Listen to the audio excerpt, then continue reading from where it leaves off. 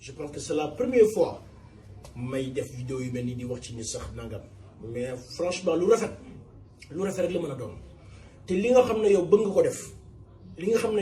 ko def am nga yéene def ko soo ko deful sa mbokk jullit def ko da nga cee war a bég. et donc Wally Seck dama gis démb benn image benn femme bu feebar am 25 ans am feebar bu metti nga xam ne fu mu tëdd fa lay defee léppam dañ koy bërëng affaire bi metti man nelawuma démb ba léegi nelawuma di imaginer ay yàlla soo ma mayoon lu ma mën a defee jëlee ko en charge di ko ñaanal yàlla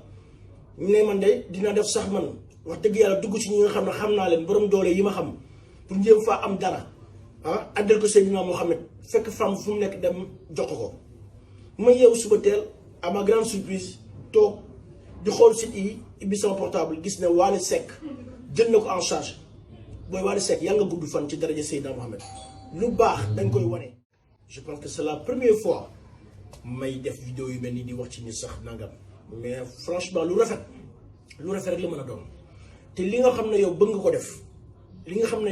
ko def am nga yéene def ko soo ko deful sa mbokk jullit def ko da nga cee war a bég. et donc Wally Seck dama gis démb benn image benn femme bu feebar am 25 ans am feebar bu metti nga xam ne fu mu tëdd fa lay defee léppam dañ koy bërëng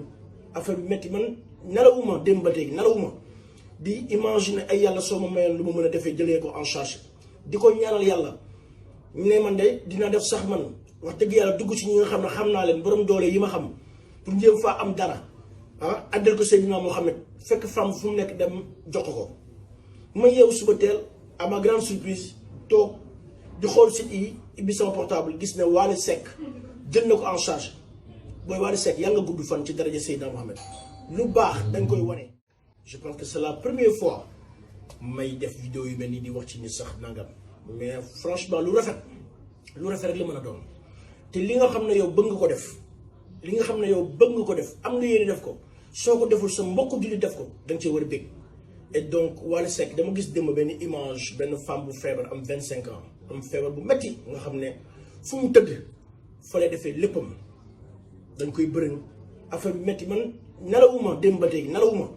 di imaginer ay yàlla soo ma mayoon lu ma mën a defee jëlee ko en charge di ko ñaanal yàlla